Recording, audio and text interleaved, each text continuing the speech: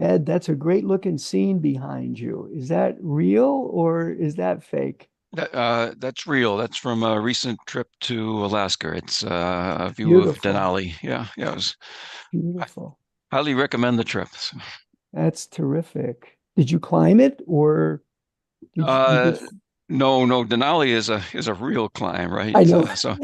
So no, we took a small plane and landed on a glacier in one of the valleys Oh, just sweet. below it. So Good yeah, for you. Beautiful picture. Thank you. thanks.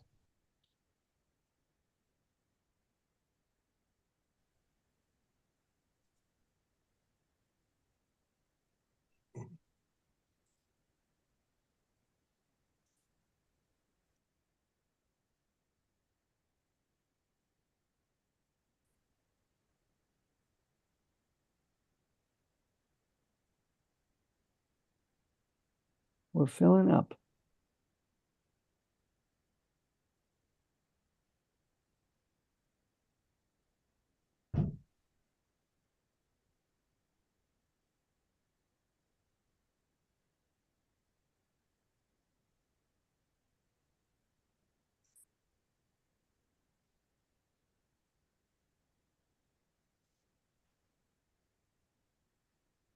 Oh, no.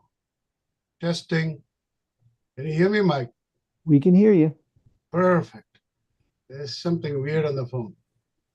George, we can always hear you. Oh Even when you're muted, we can hear you. no, you didn't hear what I just said then. Come on, George. Where's my coffee? Where's my We're coffee? technologists, George. We know everything. God willing. There's no echo, I hope. I see two screens opened up here. It's perfect. It's perfect, George. You're fine. Not to worry. Well, I don't know about perfect, but you're fine anyway. MJ, how are we doing? We we have no one in the waiting room right now, so it's slowed Okay. down. All right. If we have no one in the waiting room, the meeting is scheduled to start at 11:30. So I guess we will get going now. So thank you everyone for attending. This is our January 10th meeting of the Connecticut AI Task Force. I am actually running it from Bradley Airport because I'm heading out to an NCSL conference in Las Vegas almost immediately at the conclusion of this. So we do have a hard stop at 1:36 when my plane starts boarding. So, but with that, I wanted to get us started on the meeting. Nick, I don't know if you had any words you would wanted to share. I look to my co-chair, Nick. Sure. Thank you, Senator. First, Happy New Year to you all. And thank you very much sincerely for joining. You know that we're in the wrap-up phase of this endeavor. Thank you for sticking with us. Thanks for sending in all your thoughts, and we'll talk a little bit more about that later. Now the real fun begins as we try to synthesize, a thought process to express our feelings, conclusions, and observations. So it's been a pleasure to be with you all, and thank you again. Senator, back over to you. Thanks, Nick. And it's been a great pleasure working with you on this task force and getting to know you. As Nick said, we are getting to the point where we are wrapping up. According to the legislation that created this task force, we are supposed to deliver a report by February 1st. And so just kind of update you on where we are with that and what our hope is going forward. We've heard several people sent in their recommendations. We are going to do somewhat of a roundtable discussion today, but the plan is to give us more time to review those recommendations, as well as some other proposed frameworks that I had been looking at. We will send that out to all of the members of the committee, and we plan on having another meeting on January 29th from 1 to 3. On that day, there are a few other things we'll send out between now and then. One of our other charges was to make recommendations on the state's policies and procedures governing the use of AI. They are wrapping up and almost completed in the draft phase. And so we expect to be able to send those out to members of the committee to look at so we can have a discussion on them. So they will be available on 1/22. So we should be able to get them out to people, and you'll have a week to review them. We are going to accumulate all of the recommendations that were sent in and send those out as well, and try to gather the common points from those recommendations as well, so that we have I think the goal would be to have a framework that we're recommending as opposed to actual language, which I don't think we could get to actual language in the time frame that we have. The other thing I would say is that, we did hear a lot of people have been asking about continuing the work of this task force in some manner. And we are going to look at, as part of the legislation, we definitely will look at creating an advisory committee so that we can continue the work. And we know that it is important that we continue to work together through academia, industry, and government, as we are in the very early stages of adopting AI in this latest technological revolution. So this is a first step. No means is it a final step. So we do plan to continue that work. The other thing that I will say that we are doing is I will be using AI to make it more efficient to help us craft our report, or at least one piece of the report. I've gone in and I'm using a service to transcribe all of our meetings, and then we'll be summarizing each of the speakers using ChatGPT, then of course disclosing that and editing, fact checking that as well to make sure when we get that information out. But that way we will be able to have a summary in the written report, as well as linking to all of the recordings. So for today's meeting, the plan is we're going to start this discussion, just to let you know where we are and where we plan on going with the next steps.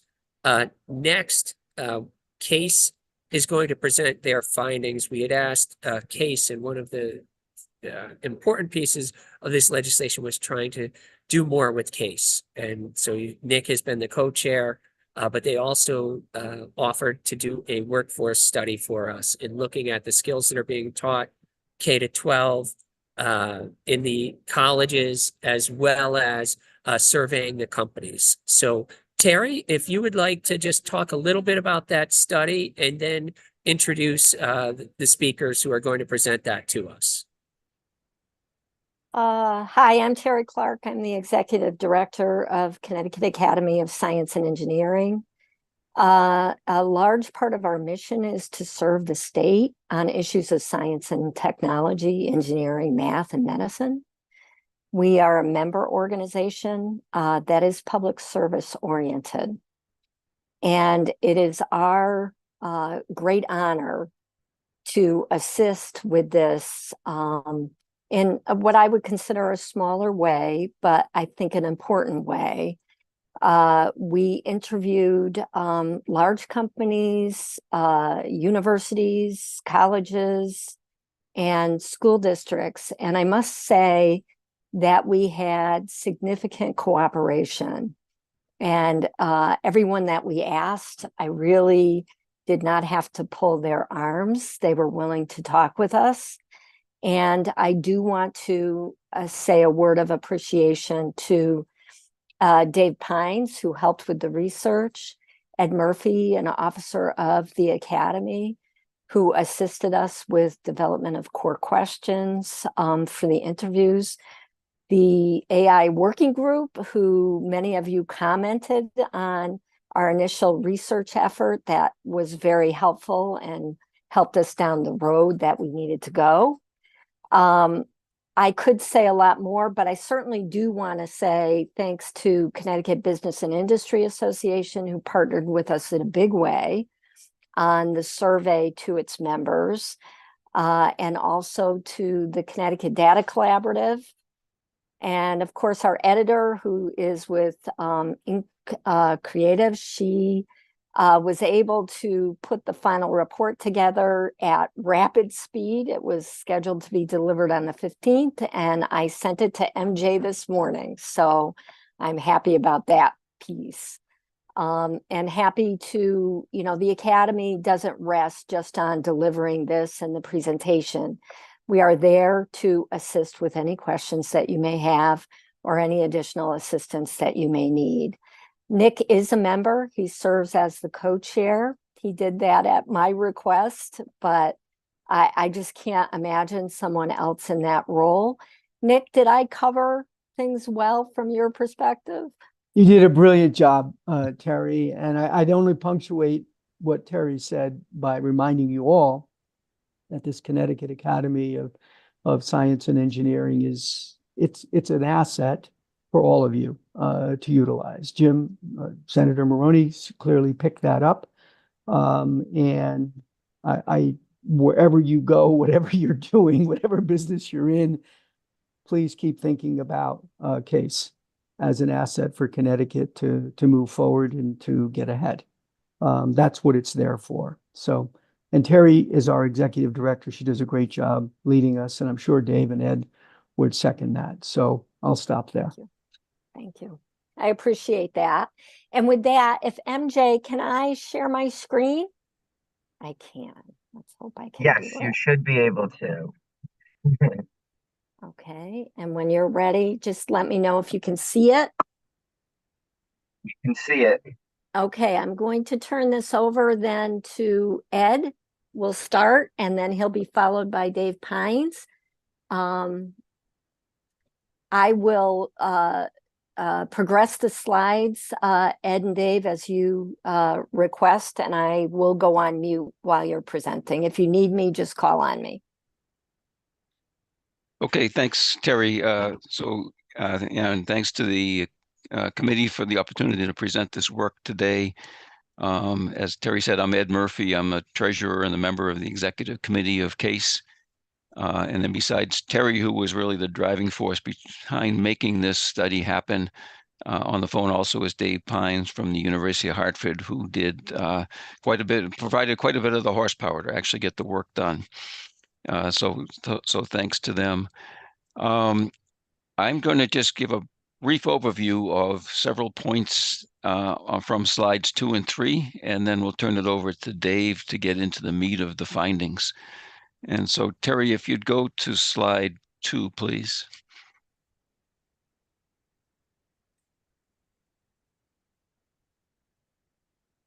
Okay, so Terry already covered some of the material that's on this slide.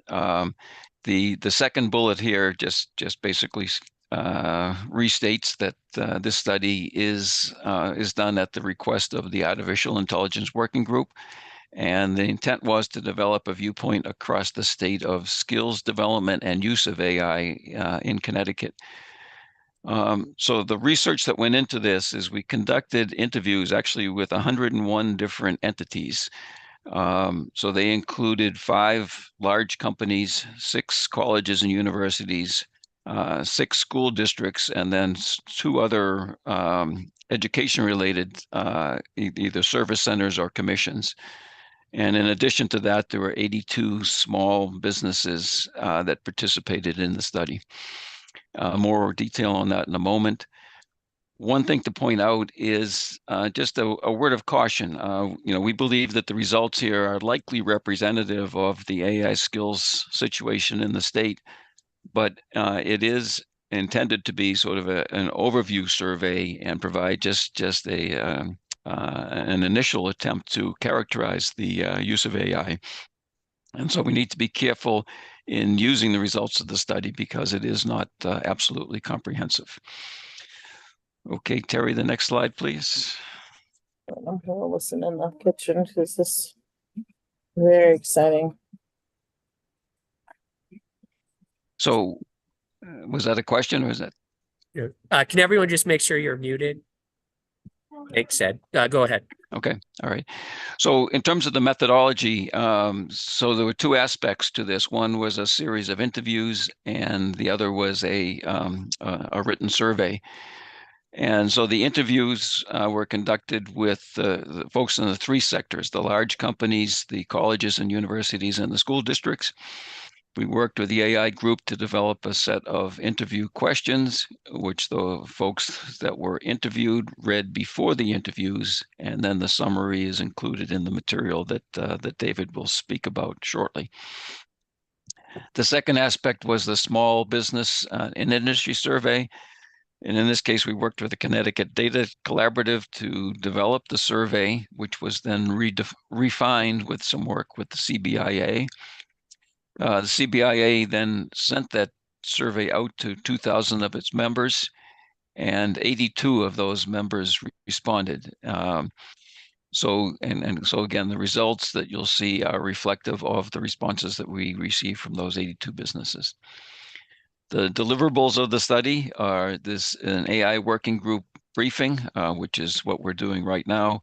And then the briefing report, which, as Terry mentioned earlier, was sent to MJ and I think the chairs of the working group today.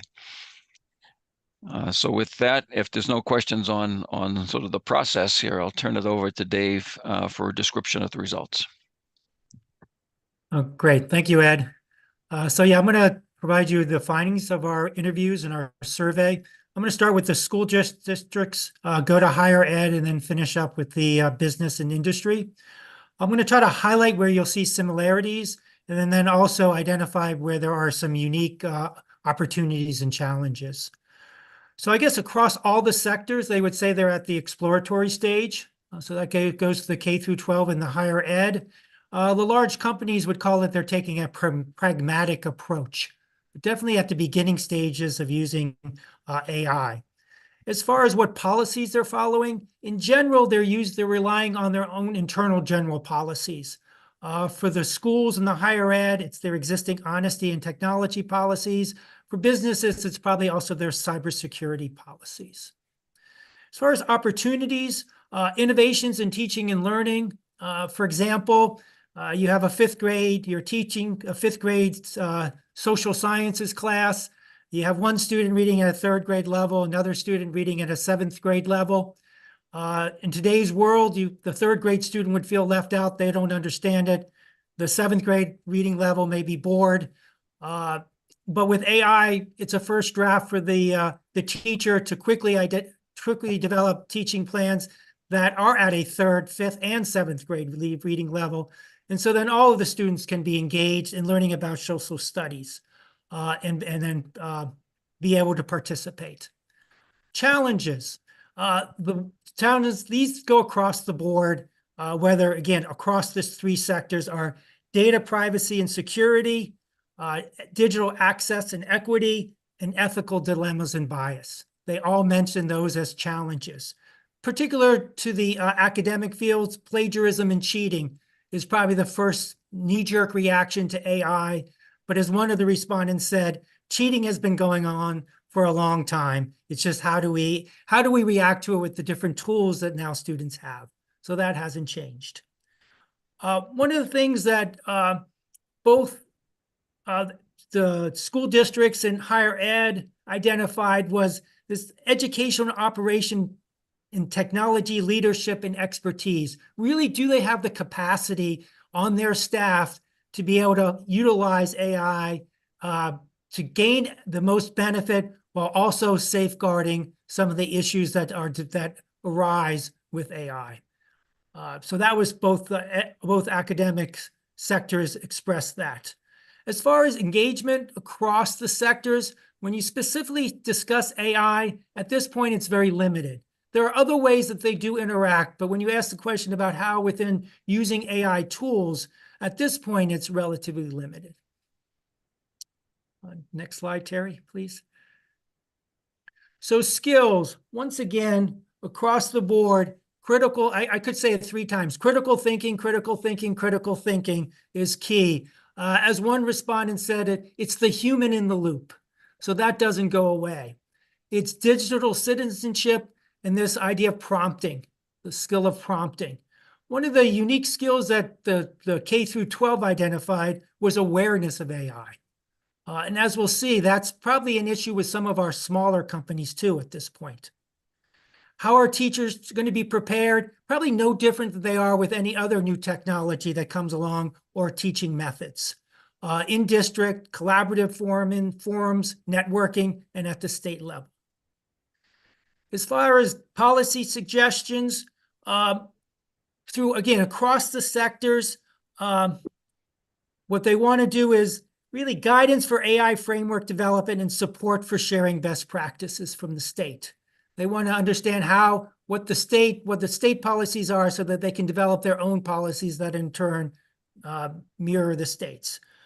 And as always, trying to balance this innovation versus safety and security, the sort of the good and the bad, how to maximize the good and minimize the potential hazards. One of the things that the school districts that identified was addressing this digital divide. Again, it comes to resources. Some school districts will have a lot more resources, so they'll better prepare their students with the AI skills needed by the future workforce, and other school districts won't. And we don't want to increase that divide that already exists. They also, particular for K through 12, is what we've been calling the multiple major impacts on districts. So as you know, they've gone through COVID. They have to deal with social, mental, and physical well-being of their students, social media, and now generative AI. And they just are requesting caution when developing new policies and mandates, and that policymakers proactively seek to avoid unintended consequences without add additional pressures on educators. So they're going through a lot, and this is just one more thing that's being thrown at them. And hopefully, again, they can use it for its benefits and be able to overcome some of these challenges. Next slide. So moving on to higher ed. Once again, I'm going to be repetitive because there are consistencies. They're at the exploratory stage. Opportunities are innovation in teaching and learning. On the business side, it's the productivity improvements of running any organization. Just as much as we're concerned about digital divide, there is, again, with AI, as the example I had given, is that equity and accessibility, how to get more students engaged through the use of AI. Challenges, the ones that come through and through: data privacy and security, ethical and safe and responsible use, and resource cost and challenges. Okay, there's also this challenge at the higher ed. They talk about the transparency. So when you're using one of these AI programs, how does it work? Where does the information that you're getting come from?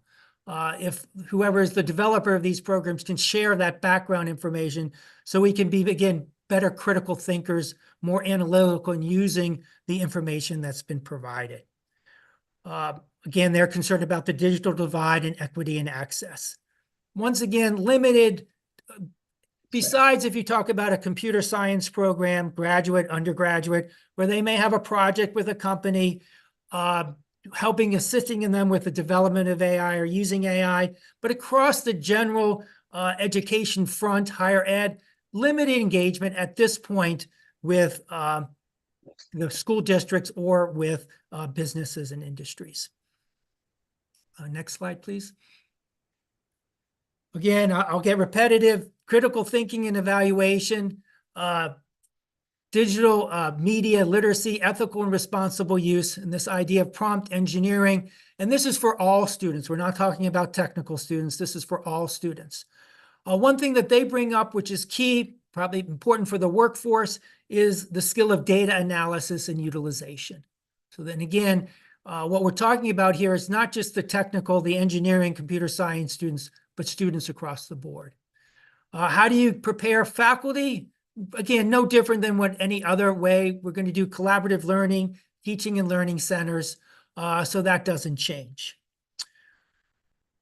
So we're at the suggestions for policy and framework. There's state development of AI policies and frameworks, specifically guardrails, will help the development of higher ed policies and frameworks.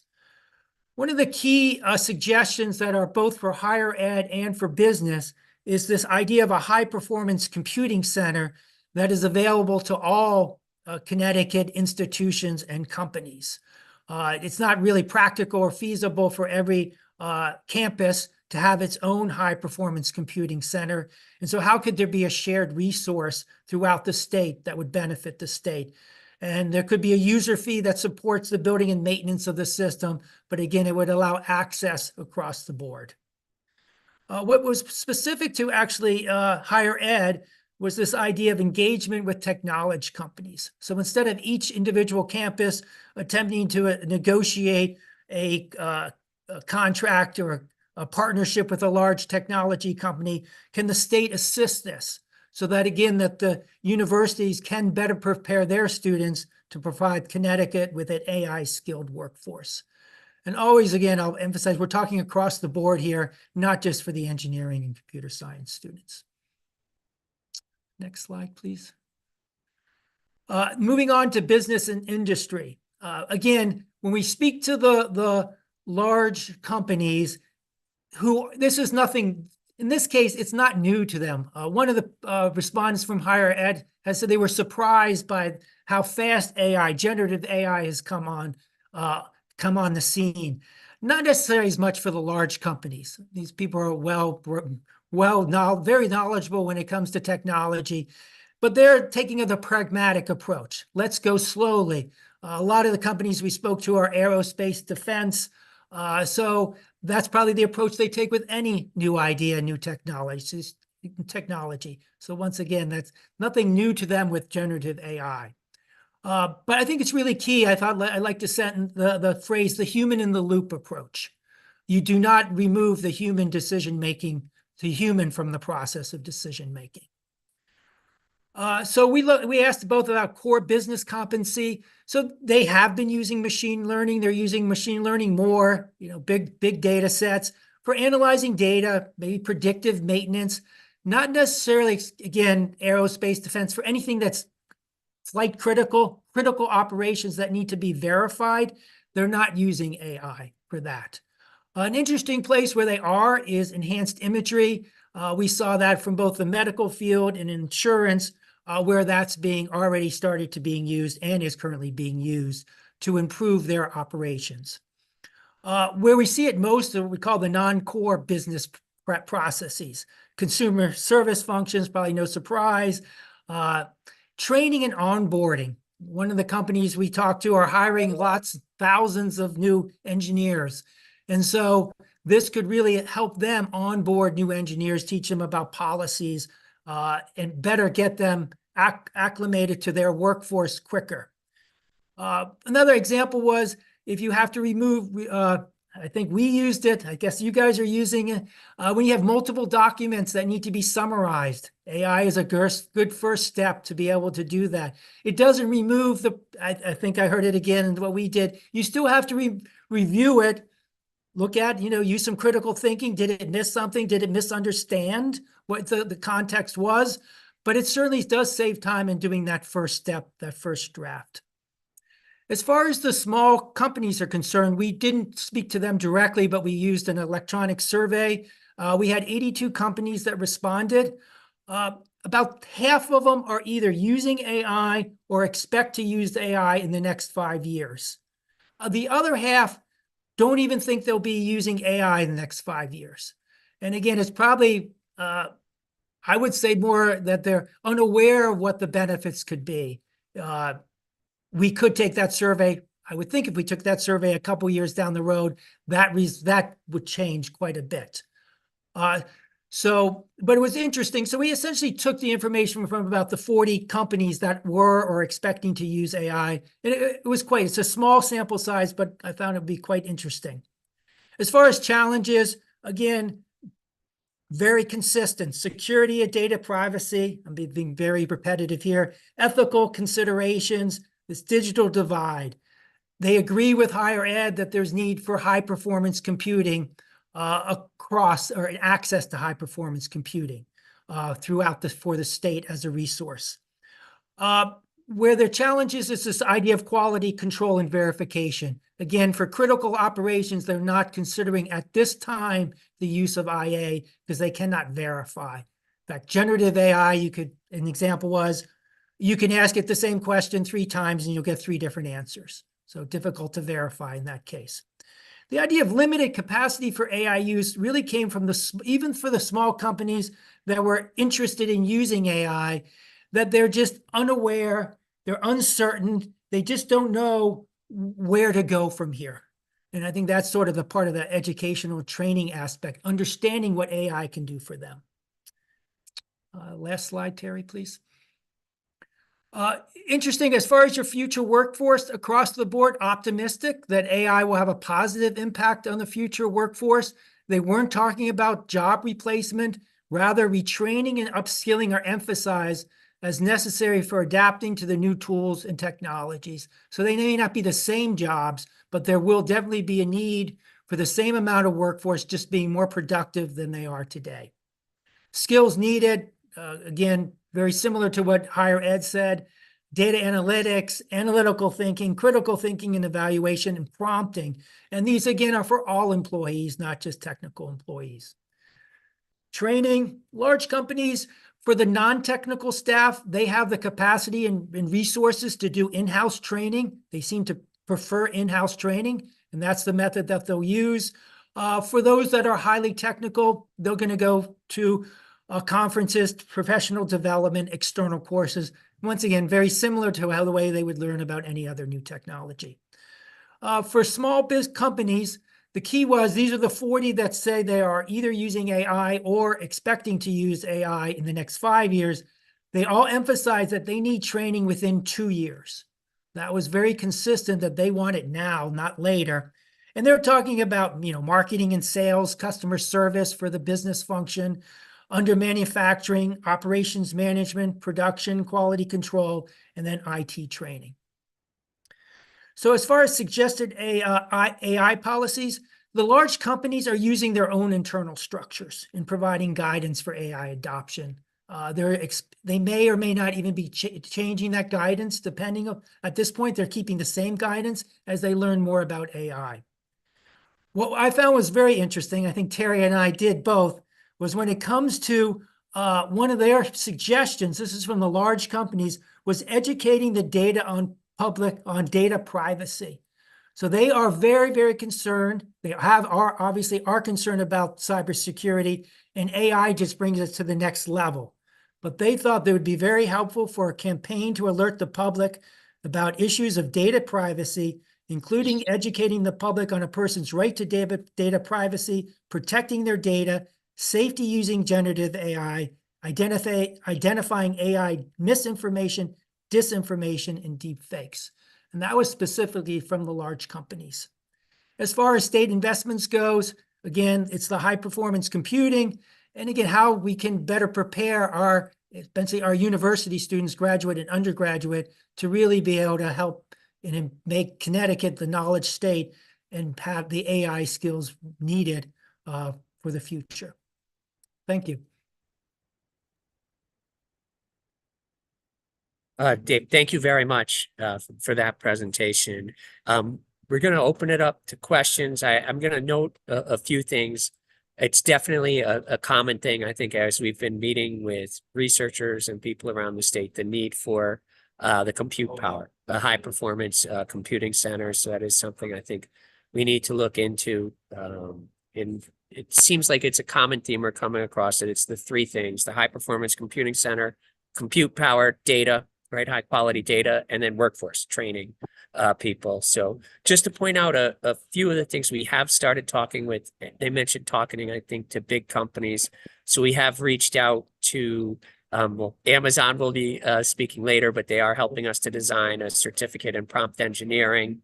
I've reached out to Salesforce to see if they can help us design a course for small businesses on AI for back office use. And we're similarly going to reach out to Intuit for AI for marketing, and some other companies, with the hopes of creating that Connecticut Citizens AI Academy, and also Small Business AI Academy. I think a lot of those courses. But with that, I'll open it up to see if we have any questions. And I appreciate the way you put in with the policy recommendations, because we'll definitely be following up on those as we go into writing, the whole bill, specifically the economic development and skills portion. Let me see.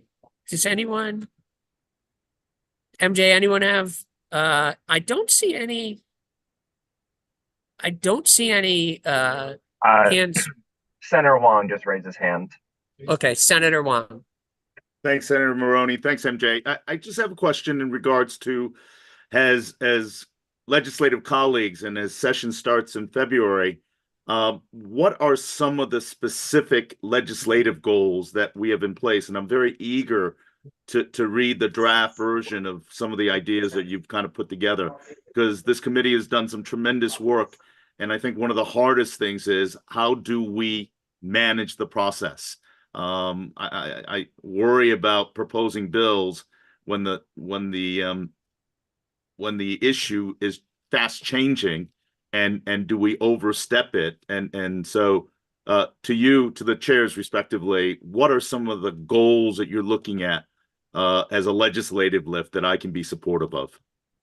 Yeah, thank you very much for that question. And I think I'll put out I've been thinking of a proposed framework. Proposed framework is really looking at it in three pieces. One is regulation, again, recognizing we're very early on, so we can't be too prescriptive, but I think that in order to see full adoption of AI in the state, people need to feel safer with the use. So I think looking at transparency and accountability, which is a common theme that we hear coming up.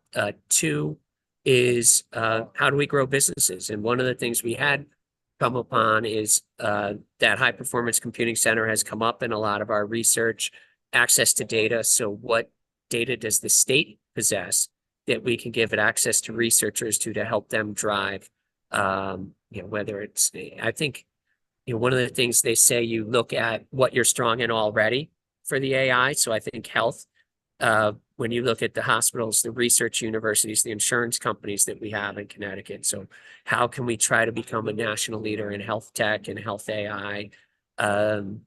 Also defense, right? And I think there, the AI, it's more for modeling. I think that's where they may need access to a high performance computing center. Nick knows much better than I do on that. But then the workforce development. And one of the things, I think the state issued their draft report on digital equity, and looking at that digital divide is going to be key, because if we're creating online courses to help people train, but some, 27% of people surveyed didn't have access to high-speed internet, and they had access, but they hadn't connected, I guess is the better way to saying it. So the governor announced their Everyone Connected plan. I think we need to work with that, getting devices and training to people and be intentional about our workforce development. I think hearing from the teachers is something we've heard, the K-12, that they are overwhelmed. There is a lot of things going on. I think being cognizant, we don't want to do any mandates on new curriculum. But I think what resources can we create? And I think hearing from this report, in some way creating an online course or some short course in ethical use of AI, ethical and responsible use of technology that can be shared across all of our students, and creating it for different grade levels, and even for citizens in general to understand. I think that's something that's important. Providing resources, helping to facilitate communities of practice.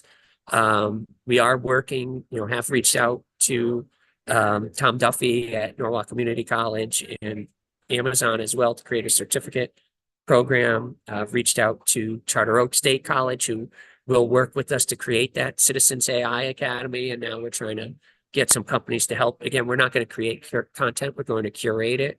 And then the third piece after the workforce development and growing business would be government use, which honestly probably has to be a competitive process in RFI. I can think of areas where we can use it to make the government more efficient, make it easier for people to access information and access the services and get the high level of services they deserve.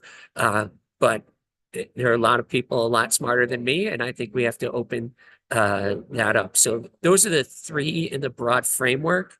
And I will put in, when I send out the email to the members of the committee, we're gathering recommendations from everyone. I'm going to put in some of the things I'd been thinking about in there. And then the plan is, I mean, later today, we're going to do a brief round table, but the next meeting, and if people think we need it, we may have to have an intermediary meeting. There will be more of a round table, and then the final meeting to kind of vote on those recommendations. But that's where we are now. And I think what we've been thinking, trying to synthesize all of the ideas that have come to us. There are a lot of things now out of this report that will be helpful that I'd like to add in. I had been brainstorming, actually, I couldn't sleep a few weeks ago, and I had all these ideas, and I actually once got up and wrote them down. So I had an outline of a plan from there that I've been using for the workforce development and building on as we do more research. So, well, thank you, Senator Maroney, and I appreciate that. And you've done tremendous work. I think one of the things, if I may add to the consideration, is as we've convened this task force, we're preaching to the choir here, and we're all tech savvy to some degree, and we understand the important role of this. Has it been any consideration in the proposal and some of the aspects you're talking about, the three major components, to educate the general public? Because there's so much misinformation or hyperbole out there. Have we given any consideration to really kind of simplify the education to the general public? Because as you also know, many of our colleagues are not familiar with the nuances and the challenges, but they've heard hyperboles of both extremes. And it's really important as we kind of move forward to have that consideration of education. Just wanted your thoughts on that. Yeah, no, that's an excellent point. I think that was a great recommendation from the large companies to do education and outreach.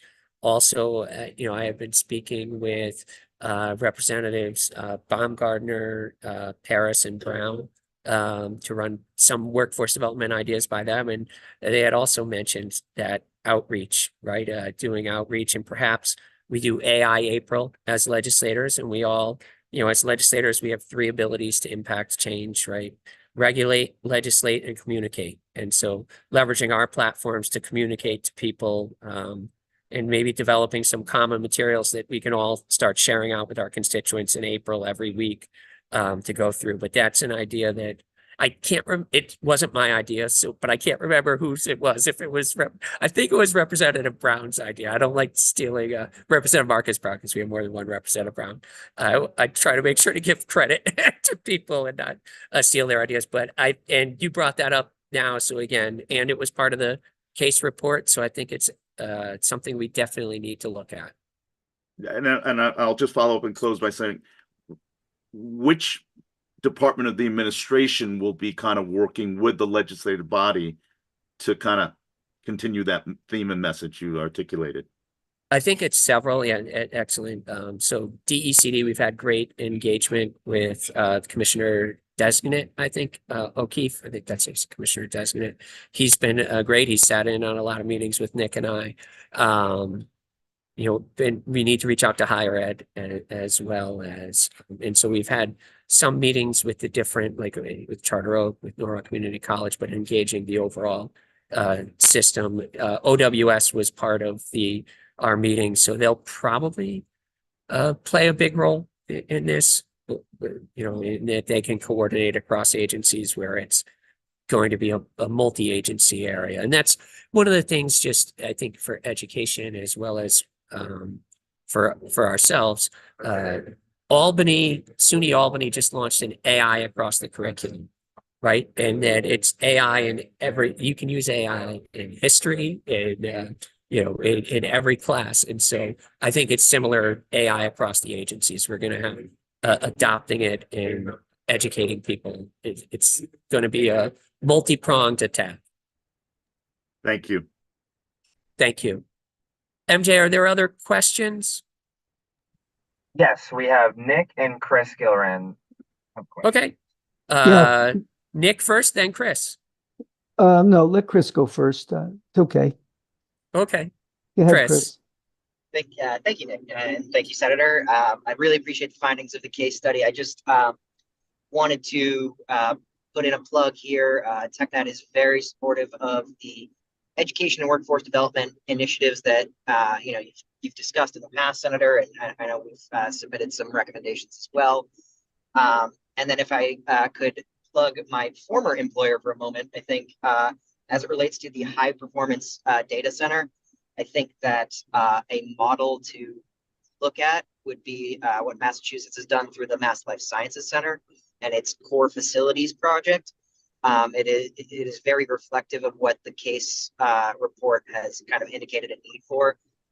These are housed at state universities and are accessible to everybody in the ecosystem at cost to at a nominal cost for the education and higher education, and at a regular cost for the private sector. Happy to provide some more information on that program as well. Yes, please, Chris. Thank you very much. And I think that's one of the challenges, I guess, with the AI legislation is that there aren't as many models to look at, but we forget that there are a lot of things that this is analogous to that we can use. So yeah, I definitely want to learn more about the Mass Life Science Center and see if that's a good model for us to follow. So, and I will circulate, Chris had sent us recommendations. All of the recommendations that were emailed in, we will circulate to all the members of the committee so that we'll have those in front of us before we can do a longer discussion. And George, and then Nick, did you want to go? It's up to you. We can go to George. It's fine with me. Okay. George, and then Nick. Thank you, Nick. I'm sorry I couldn't put up my hand on my device. I have a new PC. I apologize. So to answer Senator George, the reason you couldn't do that is I'm controlling it from here. Oh. Yeah, it's a new AI feature I just developed. You folks at IBM, you think of everything. So to answer Senator Huang and Senator Maroney's query, so in terms of education, it's in my recommendation. There is a lot of work afoot on a federal level for education since the White House executive order.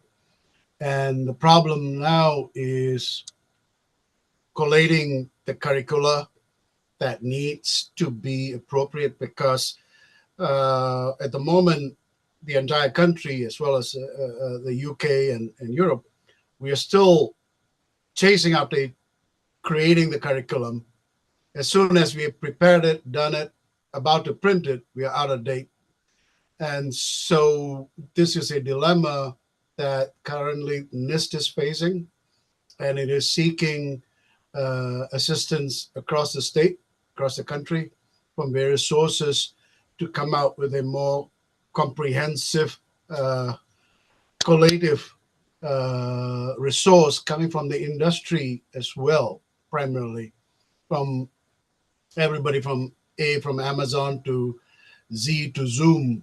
They are collating AI training materials that they feel at that moment could be part of the foundational education for high school as well as for the tertiary institutions, so that all 50 states, the educational departments could have something tangible to build upon. Thank you. Great. Thanks, George. And that is, when we looked at Amazon, Rebecca from Amazon had looked at different programs in prompt engineering. And one of the key components of the certificate we developed will be this continuous learning and how do you stay updated, join communities of practice, because I mean, to your point, everything is changing so quickly. Nick? Yeah, so I just try to wrap this up, Senator. Number one, I want to thank again my case colleagues. That was a brilliant piece of work done in a very short period of time under incredible pressure. So Terry, Ed, Dave, thank you. Very, very meaningful and understandable. I guess I'd also simply remind us, we have another state asset that we should continuously utilize and embrace here, and that is the Connecticut college and university system for higher education. Connecticut in general is a higher education state. So not only CSCU, but all of the other private universities and UConn that we have in this state. I mean, I once counted them. There's some 40 plus of them. We need to, James, we need to somehow integrate them and galvanize them all, into whatever effort we're going to be putting in place here. So we don't want to leave any of them behind, just as Case does a good job on the technical science and engineering perspective, life science, physical science. I think our higher education system in Connecticut, should be kind of brought to bear and integrated into our thinking and our thought process here as well. And then the last point I'm going to make to you is, as we're thinking about all this education and training, there is also another effort going on in the country side by side with AI. And of course, that's the CHIPS Act for America. And the senator and I have seen some of the plans that Connecticut has to try to engage against that CHIPS Act spending that's going to go on. Maybe, James, we want to think about trying to integrate our thoughts here into whatever the state initiative is for funding, since funding is going to be the issue. I mean, our ideas are not going to be the problem. We're going to have plenty of them. Figuring out how to fund them and how to get them done in a thoughtful way will become the issue. And maybe we can link those things together, James, in our mind, along with the state's economic development team under Dan now. That might be a better way to go to get additional support and funding for what we want to do. So I'll just leave it there for now. Thank you. Thank you very much, Nick. And yeah, as you mentioned, ideas are free, implementation is priceless. So the implementation is going to be key on this. So with that, again, just to echo Nick's thanks to Terry, Ed, and Dave for that report. Great report, actionable. I love that it has items that we can act on and done in a short, as you mentioned, in a very short time frame. So thank you very much for that report. As we've discussed, this is a rapidly evolving landscape. So not too long ago, the EU announced that they did have an agreement on the EU's AI Act. Of course, I thought that meant there was final language. Apparently, it does not. It just means there's an agreement in principle. And so to update us on what is actually going on in the EU, we're going to have two presenters. But first, Alyssa Skopich. Very well done. Okay, Skopich and from Responsible AI is going to update us. So, Alyssa, the floor is yours. Amazing. Thank you, everyone, for having us today. I'm Alyssa Lefebvre-Skopitz. I'm the director of head of global growth and partnerships at the Responsible AI Institute.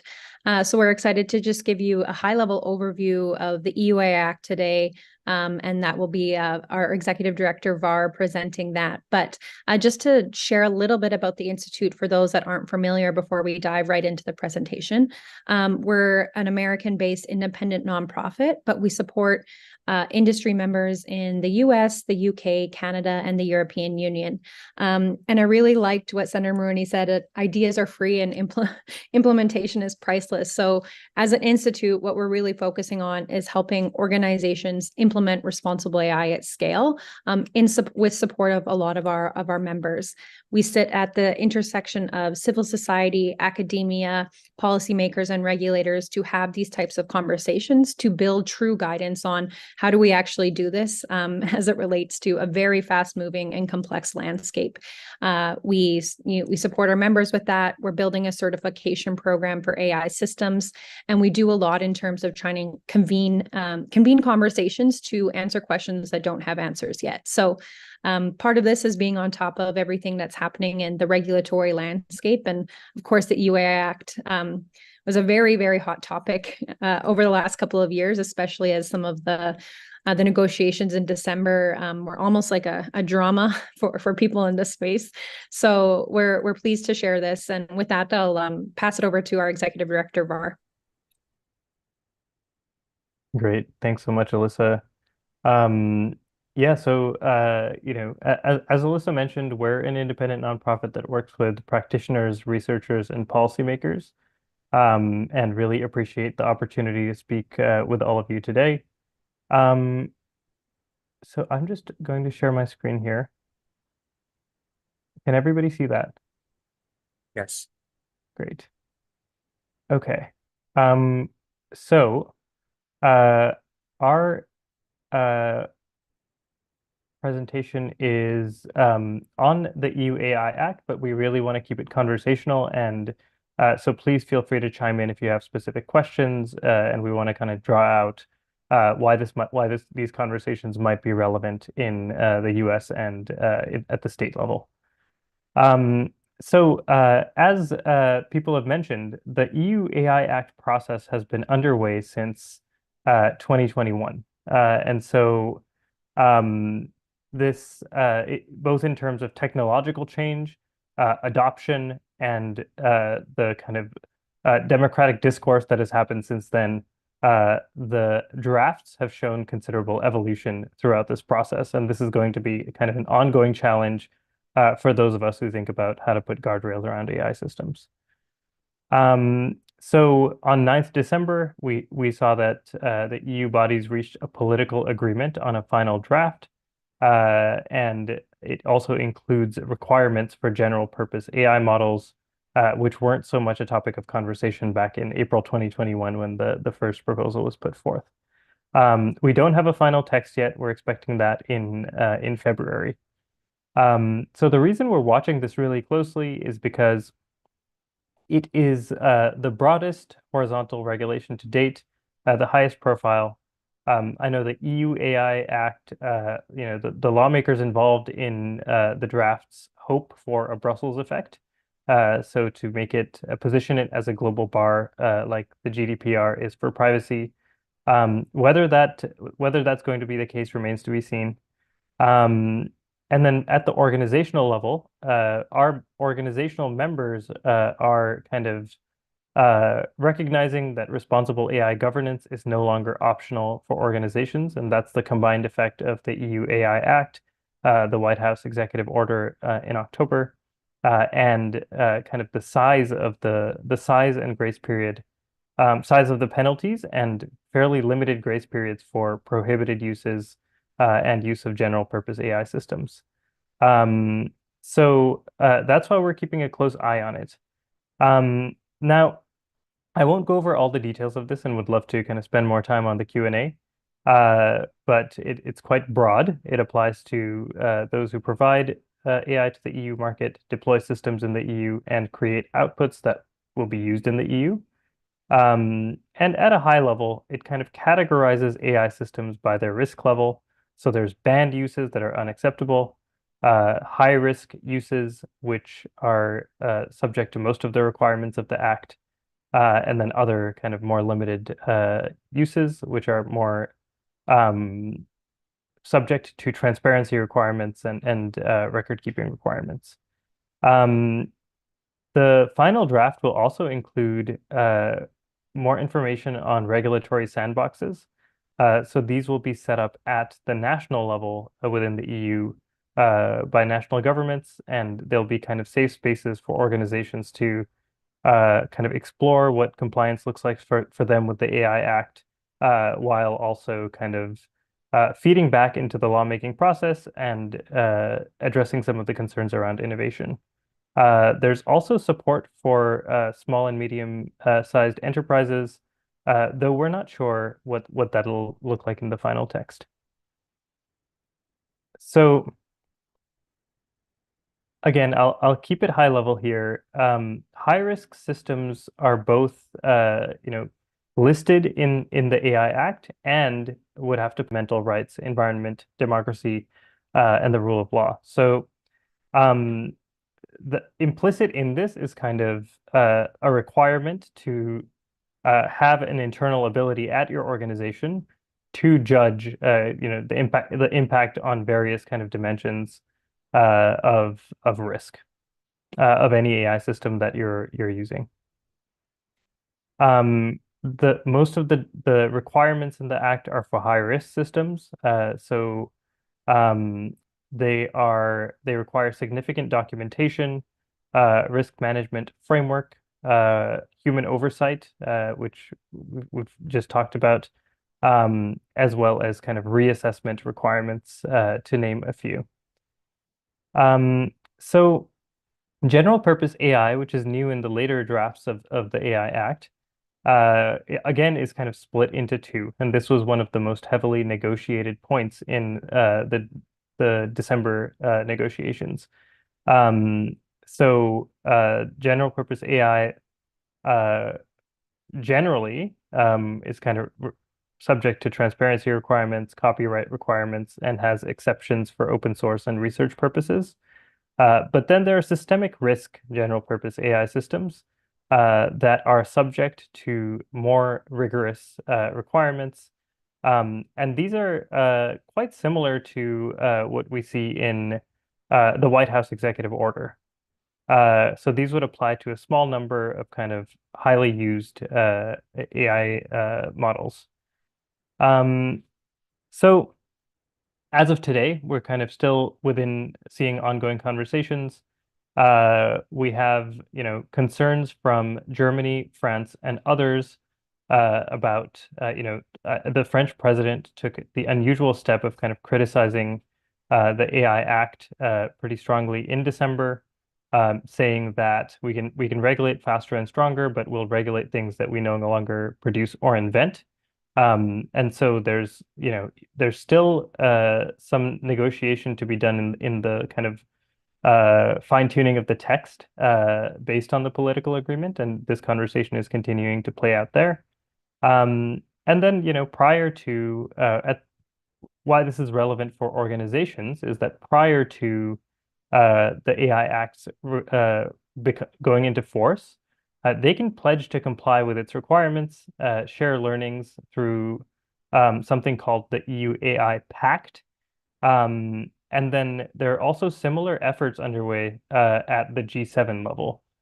So for bigger organizations that are active, in the US, Europe, and elsewhere, kind of having similar requirements in the G7 Code of Conduct and the AI Pact, and for some of those high risk models at the White House level, is kind of one way. So pledging to either the AI Pact or the G7 Code of Conduct is one way to keep on top of all of those conversations. So the next steps in the Act are the final text will be released in early February. That's when we're expecting it. And then there's also a standardization effort underway. The European standardization organizations will prioritize the use of international standards. And these international standards will help businesses demonstrate compliance with parts of the Act, as well as build kind of internationally accepted best practices within organizations. And so the lesson there for other legal systems and regulatory and assurance efforts is that a lot of that work is already underway for what good looks like in really specific areas. And so incorporating standards, best practices, and other soft law mechanisms is one way to kind of build upon the community's knowledge. Great. So with that, maybe I'll pause. I'll end the presentation, and Alyssa and I are happy to kind of take any questions. There is a comment in the chat box, Alyssa, that maybe you want to start with. Yeah, absolutely. I'll just read it so everyone, but could you please provide some brief comparison of the differences between the AI Act's obligation for AI developers and deployers, users, and where they have the same obligations? Go ahead, Far. Yeah, so I think this is a difficult question because we haven't seen the final text of the Act. So, in prior drafts, AI, it was kind of clear how there's also kind of other legislation at in the EU that kind of tries to harmonize some of this. But with general purpose AI systems, it becomes there are very significant kind of reporting requirements for the developers of those systems, since they have the best ability to do that sort of testing. They know more about the copyright implications of the models that they're using, and they can provide that information to lawmakers. But for the deployers, depending on the use case for which the general purpose AI systems are used, there might be specific kind of other additional documentation and kind of design elements that they would be responsible for. So it's not I hope that's helpful. It's not going to be entirely clear until we see the final text. Thank you. I guess I have questions. How are they approaching open source systems, right, and requirements on open source? And then the other, from the definition, the high-risk systems, so it's either they're listed or the definite pose significant potential harm to health, safety, fundamental rights. That almost sounds like the OMB guidance, right, on rights impacting or safety impacting. So is there a lesson to be taken from that, and any potential language on what we should be looking at if we are putting in regulatory requirements? Sure. So on the open source, I think it's a very difficult area to comment on, and again, there's a very impassioned debate going on about it. There's a school of thought that believes that open source models should not be exempted because, especially if they can kind of reach the sort of scale that they intend to reach, the potential risks that they pose to society will be similar. And then there's another school of thought that's very concerned about kind of having the ability, having the ability to not rely upon large companies to develop these models, and just kind of build upon their strengths and entrench their positions because they're able to generate the kind of documentation and do the kind of testing that shows compliance with these requirements.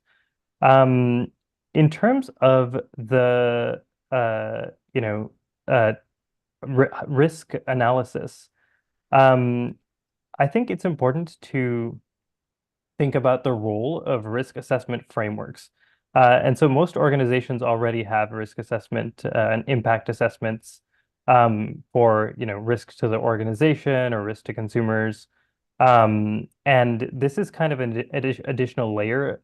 So it can be done by kind of either wrapping it into existing requirements or bringing in like a new AI impact assessment that's really specifically targeted towards the change of introducing AI into these systems. And so what a lot of our member organizations have adopted a really robust AI impact assessment that has all of those elements, right? So safety, human-centered design, privacy, and notification, environmental aspects. And then, if the system is kind of showing high impact in any of those areas, then you can kind of push it to a different level of review within the organization. So that's kind of that's how we've seen organizations addressing it. But I think the challenge here is to get a uniform set of impact assessments, so that you have a way to measure them in relation to each other. Now, is there Yeah, I have a value question. wait, Well, Nick, why don't you go? Yeah, so James, all I was going to say, Var and Elisa, thank you. And I guess this is a little bit of a push on you to kind of think this way, and maybe for us in Connecticut to think this way. Now is not the time to be timid in the sense of trying to explain to people their obligations and their responsibilities in the present as well as in the future. And you might want to think about adopting the concept of correct by construction. You can only build it one way. We won't deploy it if it's not built that way. The only thing that immediately comes to mind to give you an anchor here is the way we put plugs in the wall now, you can only put them in one way. You can't put them in the other way. And I think you need to start thinking this way about this, and maybe the EU is very bright, so a lot of smarter people than me, and maybe they're already doing that. But I'd like for you, as you do your own work, listen for that.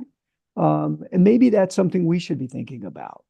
Just, I mean, you know, a lot of smart people are going to be very innovative, do great and wonderful things. They just need to be kind of spoken with about, well, these are the limits with which you do it.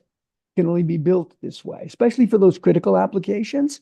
I am sure, especially in the EU, they're going to run those through, you know, a series of processes. There are ways to build things correct by construction, meaning it doesn't work if it's not built this way. And I'd ask you to think about that. Maybe you even want to react to that and say, you have no idea what you're talking about, Nick, and that would be perfectly acceptable. So Var, Elisa, any comments to what that thought was? I'll let Var start. So correct by construction. I think so I think that I'll just speak to kind of our organizational view on this. What we really try to do is make sure that when policymakers are talking to technical folks, and when technical folks are talking to business lines, and when business lines are talking to civil society partners, we're all using kind of the same vocabulary. And when we say certain things, we mean the same things. And so the NIST AI RMF has been an incredibly useful tool to kind of galvanize the community around a specific language and a specific set of concepts. But it's just the beginning, right? It's still a rapidly evolving space. And there's a lot of work to be done to kind of provide what a kind of operationalization of the AI RMF within organizations looks like, and then to share that with others within the community. And so I think we'll start seeing in specific areas. So for example, AI use to help customer service help desks, for example, is a very typical AI use case that that big organizations tend to kind of gravitate towards. I think very quickly we'll start to see a set of a clear guidance from organizations like ours and from policymakers about what that would look like. And so you're not kind of putting that together from scratch. You have pieces that you can kind of click together, and that becomes kind of the archetype for that kind of AI implementation. So I hope that that's kind of responsive to the question there. So Var, it's a tough challenge. I do understand this, right? But I do want you to understand that everywhere along the way, there are decisions that do get made. There are meaningful technical decisions that do get made. And the degree to which you can influence them, to a framework or to, a set of guidelines, that's what I mean when I say correct by construction. When you're faced with that decision, you go this way, you don't go that way. And if we find you going that way, it's not going to work. And here's why it's not going to work. So I'm trying to also kind of pick up the other side of the argument, which is I want everything to be innovative. I want the economy to flourish, but I want it to be done correctly. That's all. And knowing is something about this, I'm not telling you I can do it, but I do know something about it. Those choices are made every day by technical people. And I don't think you should give up on that, Var. And I know the EU won't, because they'll go deep on this. I hope we do as well. NIST is a great place to start. And I'm not telling you not to follow the NIST guidelines. It may not be enough, is all I'm saying. For practical deployment, which is what we're really concerned with here in Connecticut, is we're going to deploy it how? To do what? With what responsibility and with what end? Don't give up on that idea, correct by construction, okay? That's it for me. Over and out. Thanks, Nick. And it's, having worked in data privacy before this, the correct by construction is similar. I think it was, can't remember if it's Rep. Elkins or Senator Rodriguez who had said, if we had built things with data privacy in mind, they would have been built differently from the start, right? And so I think that Amen. that's why I think it is important to get some sense of guidelines, right, of responsibility early on, so that they can be built, things can be built correct by construction. So if I could just add to that, we've been in kind of operation since 2016, before a lot of this like regulatory policy guidance actually even existed, because we realized there needed to be guidelines specifically for organizations and AI developers at the system level to say, like, here's what good actually looks like. And we also know that policy and regulation is one aspect of the entire assurance landscape, right? So we're not saying follow policy, just do what the EUI Act says and you'll be good, because it's too complex, it's moving too fast. So we have to build the muscle at the practitioner and the developer level as well.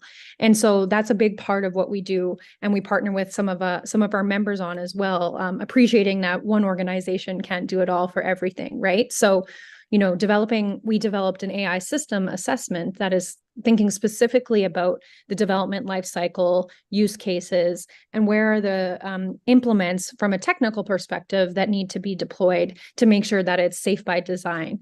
And then partnering with people who actually implement those technical tools, so that some of the guidance we give can be actually operationalized in a light touch way that's key for practitioners, right? Companies don't want to add a bunch of friction in their investments in machine learning deployment. So accelerating the time to value and putting the guardrails in place with development lifecycle is key. And then working with partners and members that operationalize that. So policy and regulation is like one piece of the puzzle, but getting down to that practitioner level and upskilling with those pieces is key, and like making sure it's not overly cumbersome to do so that people can actually be competitive in this like fast moving landscape. So hopefully that adds a little bit more color as well. Yeah, you got it, Elisa. I've infected you. That's all I care about. Thank you. And I will be reaching out, because one of the key pieces of our data privacy law and what I see going forward with the AI regulation are the impact assessments, right? And so arguably from our data privacy, anyone who is using AI in certain ways is already responsible for doing the impact assessments. But I would love to talk to you about the common assessment that you've developed to get ideas, as well as the impact assessments you're working on. And I believe that George had a question. Yes, it was specifically around some of the transparency, or Nick, or sorry, there was a hands up. Yeah, do you want to answer? Yeah, Nick had put something in there, and then if you could answer that, and then I guess if George wanted to unmute himself and ask his question. For sure. So just some of the transparency measures, reporting requiring disclosure of certain information that are being considered implemented in the EU-AI Act. VAR is our policy, is our policy guru. I'm more on the kind of member side, so I'll let him take that one on. Sure. I think that the important thing to keep in mind here is the reporting is done at the system level, at the AI system level. And the definition of an AI system is, we expect, going to be kind of determined by or aligned with that of the OECD. And so it's quite a broad definition, and it could kind of you can think of it as a platform or product or a service might be impacted, and our kind of experience with this in trying to generate this kind of documentation is that there are very significant documentation requirements. So for high risk systems, that includes things like the organizational processes to ensure that the data is of a high quality, and evidence that those processes were followed for this particular system, as well as kind of ongoing monitoring after the system is already deployed. The actual kind of toolification of human oversight. So, saying that there's a human in the loop at particular parts of the life cycle, and then kind of backing that up with the specific toolification that allows that. And then, robustness, safety testing, security, privacy, and any kind of, because AI can be used in any number of different use cases, there's kind of additional technical documentation that pertains to those use cases, which is where you can kind of look to international standards and other relevant laws. And so for high risk systems, it's a very significant kind of reporting requirement. Thank you very much, Var. Thanks for the question, Nick. And Alyssa, thank you for sharing out some more specifics for that. Okay, George. Thank you. I just saw some comments on the chat corner, so I thought I will address this. It's just 2 points. As far as the EU Act is concerned, they've only agreed upon 2 aspects. One is education and one is biometrics. That is what the EU Act primarily consists of. France and Germany has not signed on to it as yet. So the implementation is meant to be in 2025. And anywhere before then, if France and Germany disagree, then it's back to the drawing table in terms of those high-risk aspect of stuff. The key issue is different countries have different opinion on biometrics and what that encompasses and how far that goes. So it all depends on whether they be able to execute that act in 2025. And on top of that, there is also Portugal that has agreed to a certain portion of it, but not altogether, whereas France and Germany completely said, no, we are not in. So the act is not yet a template for all the issues that we are looking at. It's a subset of a subset that majority have agreed in the EU. As for NIST, they won't, the RMF is just a portion for risk and management, but NIST is looking to consolidate a broader corpus later this year and submit to White House and Congress sometime in Q3 if everything is gets aligned. So it is reaching out to the entire industry. They have created a consortium that goes into all of them. And the problem with open source and any other is the dilemma of the mantra, train, deploy, and train again. Because the idea is of pre-deployment and post-deployment, the large language models are different. So they need to be retuned, if you will, after deployment, where they fit into the ethics and trust and privacy components. And that has not crystallized across this country or anywhere else in the world as yet. The only country that has somewhat got a handle on it is Singapore. And Connecticut with AUKUS, the Australia, UK, US deal, we have much more at stake on trying to train, deploy, train, and tune again. All our AI models from the public sector to the industry sector to the academia. Now with the launch of Microsoft Copilot, we basically have an AI model on everybody's kitchen table. So this is the ongoing dilemma that the country is looking to solve. Likewise, the UK and the EU. Thank you. Thanks, George. Are there any other questions for Alyssa or for Var? Dave, you put some comments in the chat. I was just parsing them because the whole, obviously everything going on with the New York Times and the lawsuit with OpenAI and things like that is giving a lot of insight into what's happening with attribution and accountability, especially as it relates to the training data. I don't know that I have a perfect answer for you, whether those that like retrieval augmented generation is the only and the right approach, I think it's a good start. And like that research from 2020 was extremely compelling in terms of being able to figure out how do you actually source and document what type of where the source material is.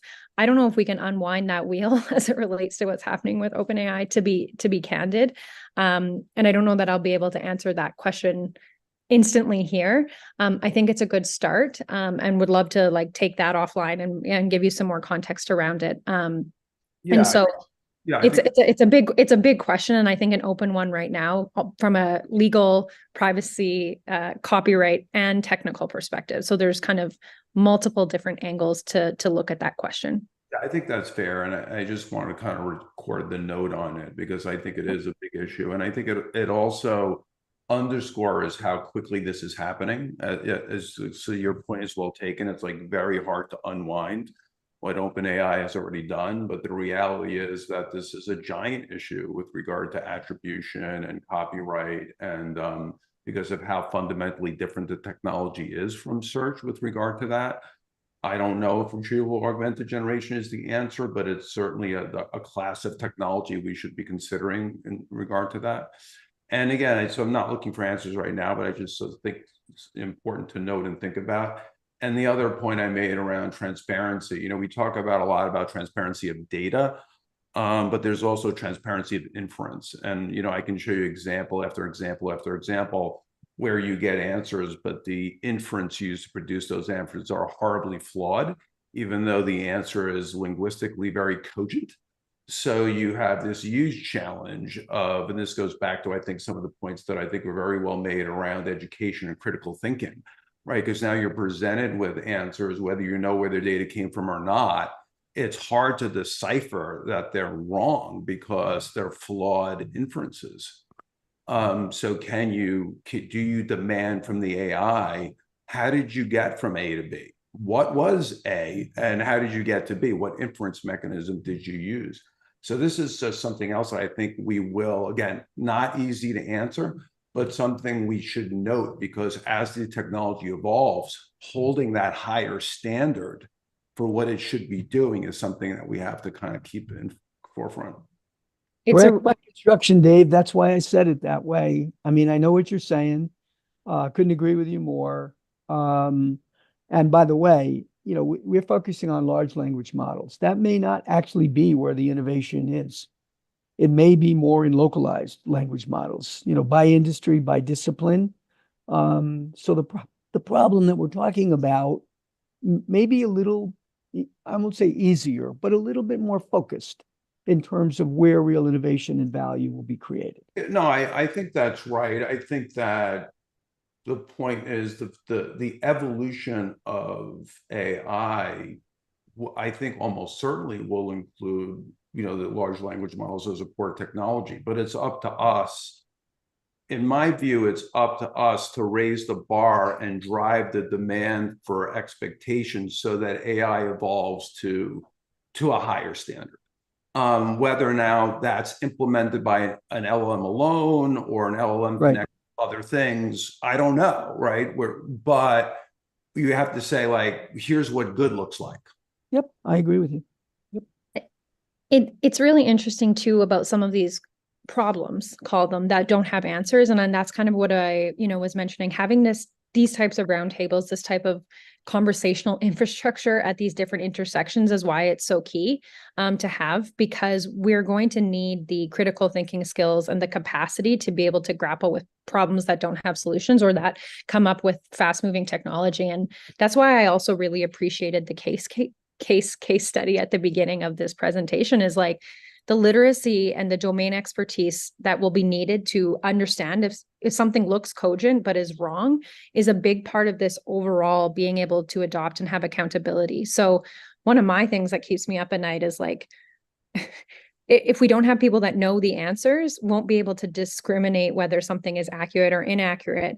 And then we now are just like spreading disinformation at a scale that we haven't even ever conceived of. So I love the thinking around like, how do we pair domain and subject matter expertise with literacy and understanding and have these types of conversations around Okay, this is a toughie. We didn't we didn't expect this problem. How do we approach it? So great Yeah. questions.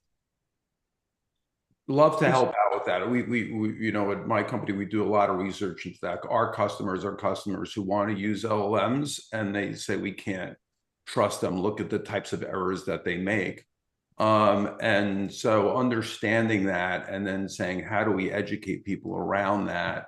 It's very interesting. I mean, I think it's a real opportunity, frankly, Sure.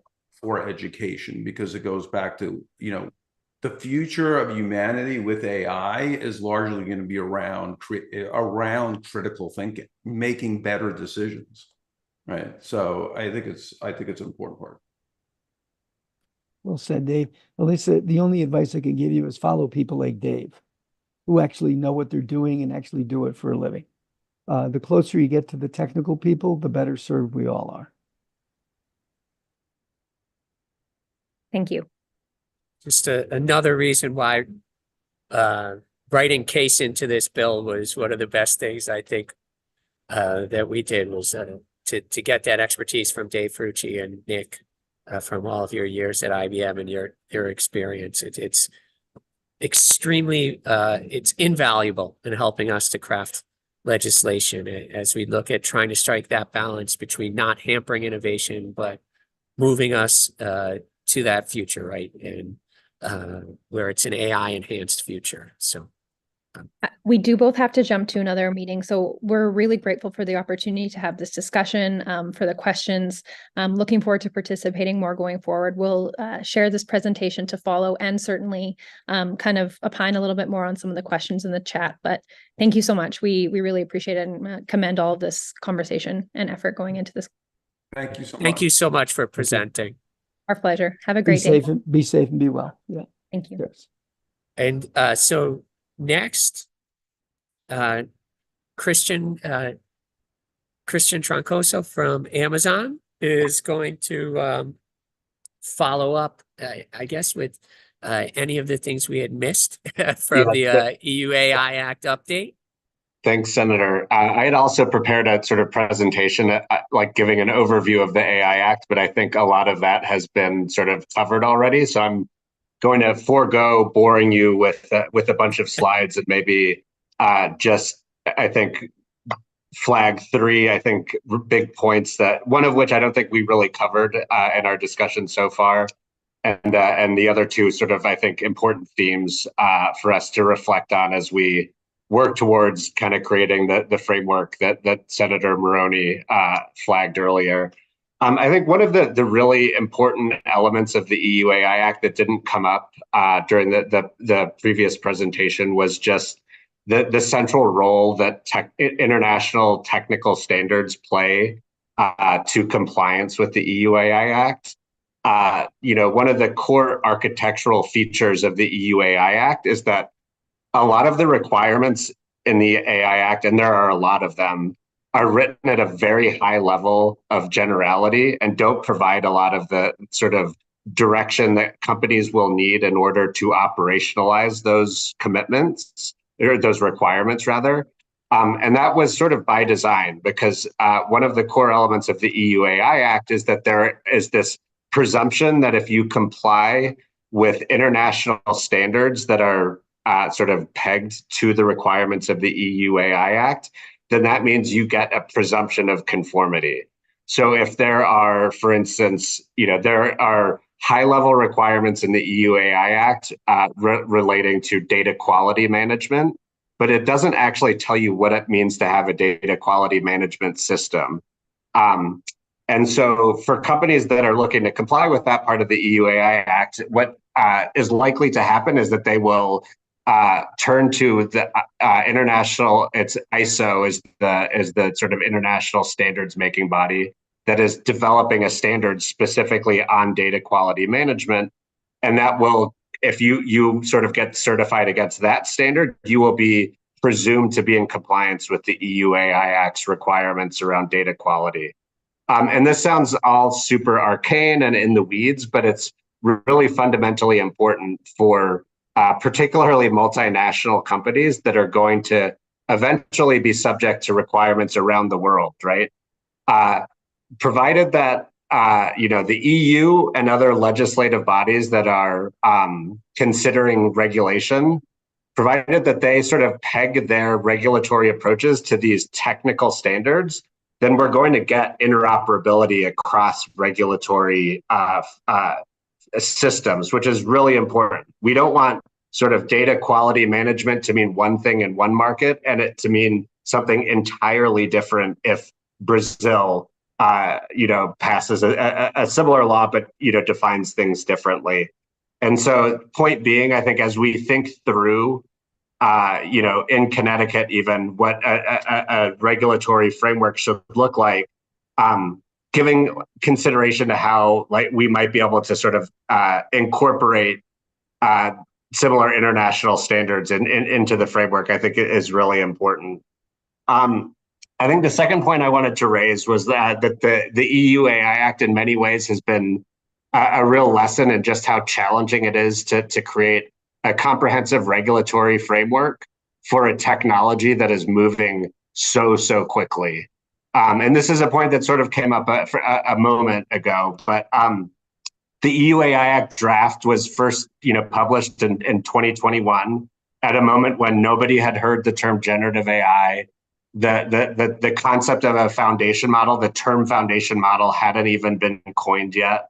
None of these things even existed. And of course, now, as we in this group think about AI regulation, foundation models and generative AI are in many ways, driving all of the conversations. So again, it's sort of a lesson that it's really hard to come up with a comprehensive, rigid, prescriptive regulatory sort of framework for technology that's moving super quickly. And I think it also ties back into why standards are going to be so important to make sure that regulatory frameworks remain nimble and able to be adapted, so that if it's easier in many ways to update a technical standard than it is to pass new comprehensive AI legislation.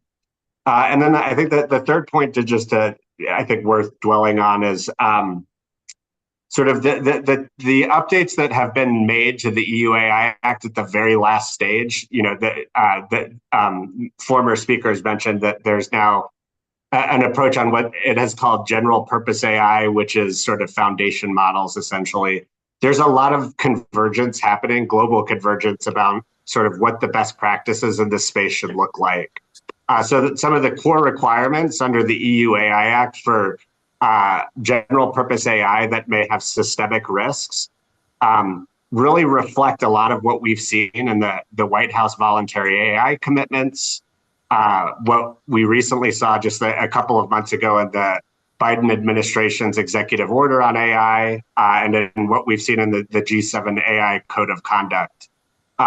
Really for these, again, what the EU calls general purpose AI with systemic risks, what in the US some people call frontier models.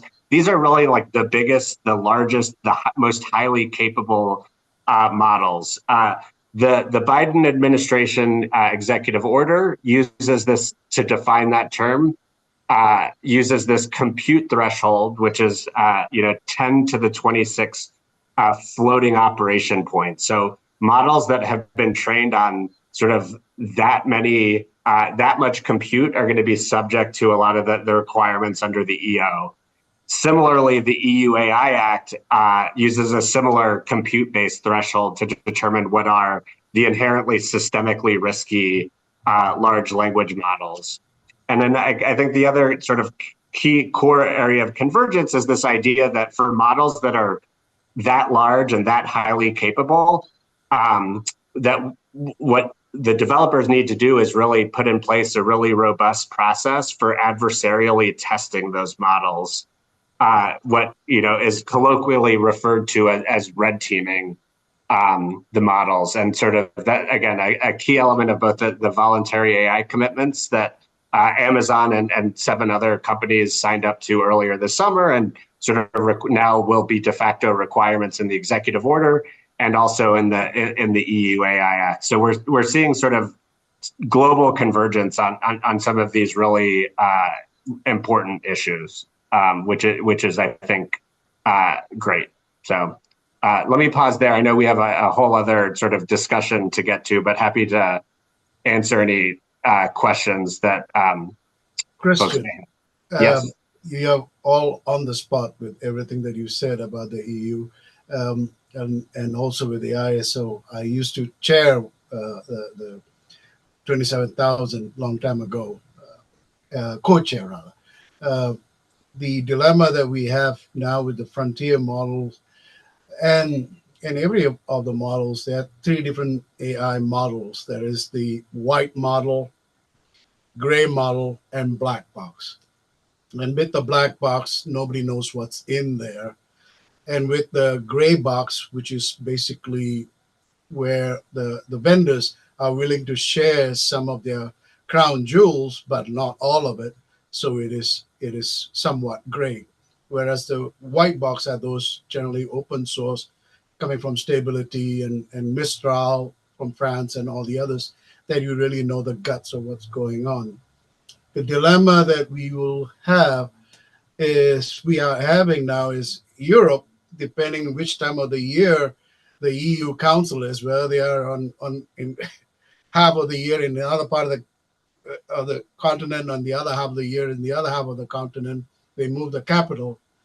The problem is they are looking at the United States, where bulk of the major vendors are, to come up with it's a chicken and egg situation. They're expecting the United States to actually lead the way for much of this realm of Gen AI or AGI. And then they want to follow or use some of those templates to democratize it internally amongst all the EU countries. And this is where the conundrum is.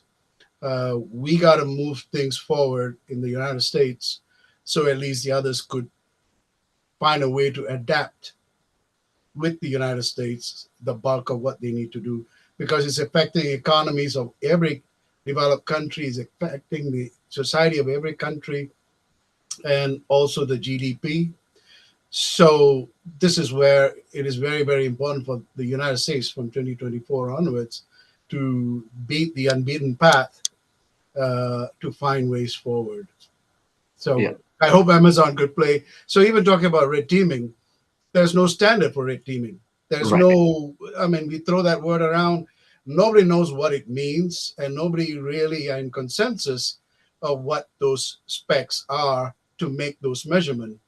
So this is another dilemma. So NIST is trying to create a consensus for each of those 21 items, I believe, including red teaming, on what red teaming consists of. What is the standard for red teaming in the United States? Until that is resolved, we can't red team. Truly. It could be Amazon's red team, but it doesn't work with Google's. It doesn't work with anybody else's or the state of Connecticut's even. Yeah. So that's Thank you. George, you raised, I think, a lot of good points. I'm not sure I could react to all of them. Really agree with a lot of your characterization of what's happening in the EU. It's been very interesting to watch, in these final stages of the EU AI Act negotiations, to see some of the world leaders like Macron and in Germany starting to get a little bit of buyer's remorse about elements of the EU AI Act that they are worried could constrain their own domestic innovative potential. And so there's been some pushback in these late stages on some of the more technically prescriptive requirements. So that's been fascinating to watch. And I think you're right on the issue of red teaming. It's a term that has been around for a long time in that sort of military context and in the cybersecurity context. But in the AI context, really, it's just a term that people started using about a year ago. The companies and organizations that are building these highly capable models that have potentially emergent capabilities that are not even really foreseeable to them. There's sort of recognition that you need a lot of adversarial testing to assess what those capabilities might be. At the moment, though, there are not agreed upon standards or technical benchmarks or eval tools to measure these things. And so, despite the best efforts of all of our companies that are, actively, like every day working on this, our own approach continues to evolve as our, understanding of these systems evolves. And so it's a very interesting moment in time to be sort of regulating in this space. So the issue also applies in the United States, not to belabor the point further, but the in terms of ethics and trust and all the various standards, differs from the West Coast Silicon Valley to the East Coast New Englanders. So ethics are not the same, and trust is not the same, and we can't adopt the EU ethic model, which has a culturally different model to the American standard of ethics and what we consider as ethics in this part of the world. So, and I also understand, maybe Matthew Lentz can share, but I understand BSA in Europe is trying to facilitate something with the ISO. But then again, I mean, all these countries are part of the ISO. NIST is part of the ISO, but traction is a problem. One of the things that Nick and I were talking about was finding a way, and including Dave Ferrucci, on finding a way of credentialing or verifying applications, at least on a baseline level, and at least to get some kind of we can't watermark anything because there's ways of getting around every watermark. So we need to figure out a strategy, at least in the United States. And I'm hoping Connecticut be the pilot for some of these initiatives, because we have more at stake than the rest of the 49 states, I believe, my humble opinion. And maybe Amazon could help us. Yeah. Thank you. Then, George, Christian, I'd like to get your opinion on this, because I believe that, watermarking will be part of the EU AI Act. And I know there is the thought, right, you can get around it, so not to require it. I think some people have put that out there, but in the same way, we have speed limits, but we know you can drive faster than the speed limit, right? And that we know that when you create CD, right, we have copyright laws, but you can make copies of CDs, and you can get around almost all the laws we create. But it seems there is a value when you're looking at the trust and authenticity, of content. And maybe there's a different way than the watermarks, but I guess I'm just opining. But Christian, I'm assuming it's still part of the EU's AI Act, correct? I would have to double check on that. Certainly my organization, again, we're one of the organizations that signed on to the White House voluntary AI commitments, where we have agreed to implement watermarking into our audiovisual content created using our models. And so just recently at our sort of big developer conference about a month and a half ago, we announced sort of how we will go about doing that for our Titan image generator model. It's going to have sort of an invisible watermark. Any image generated by our model will have an invisible watermark embedded in it that can be validated and detected with an API that we make available. And so, yes, like I don't think any of these solutions are going to be silver bullet and solve like the risk of disinformation. But there are, steps that can be taken that like around the edges can be helpful. I think one of the core challenges, though, Senator, is that, for audio and visual content, the science is such that like there are approaches for watermarking. It's very different on the large language models to figure out how to watermark. Several organizations had in fact made efforts to sort of provide APIs that could be used to detect if their model had generated certain text, and they, despite their best efforts, they were not very accurate and caused a lot of problems. Actually, there were certain school districts had been relying on this API to detect whether students had been cheating on homework, and these organizations that had, really tried to do the right thing and provide this like an API-based way of detecting whether their model produced text, they were, not a high enough degree of accuracy and caused a lot of problems. And so it's a sort of unsolved scientific challenge at the moment that a lot of people are thinking about and are invested in, but still a lot of work to be done. Yeah. If I can add, and Dave Perucci is maybe in a better position to say this. Oh, sorry. Dave, you're muted.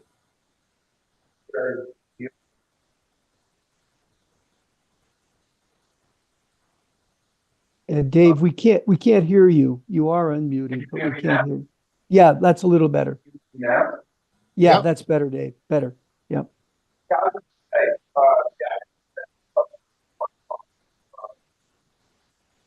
Dave, we're losing you. Yeah, we're losing it, Dave. Sorry. Dave, We can't hear you, Dave. We lost you again. Dave.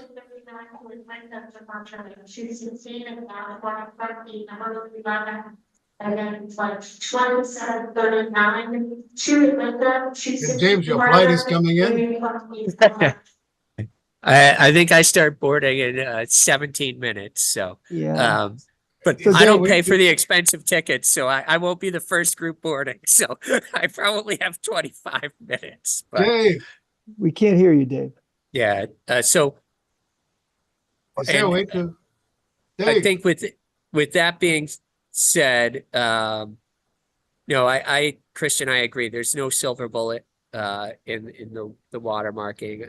Fahid did share an article with research in regards to the watermarking for the text, which I showing how tough it is, right, and not accurate. So I agree that in that realm, it probably doesn't make sense, but I do think it is one of many things we'll have to try in regards to the synthetic media and generating content authenticity, because education is obviously key, but we need other tools in that toolbox, because people need to be able to trust what they see online and have ways to verify what they're seeing is the actual person saying it, or the opposite, that to know when something wasn't the person saying it, even if we can't 100% verify it was them saying it, if we can rule out when it was an artificially generated image or video.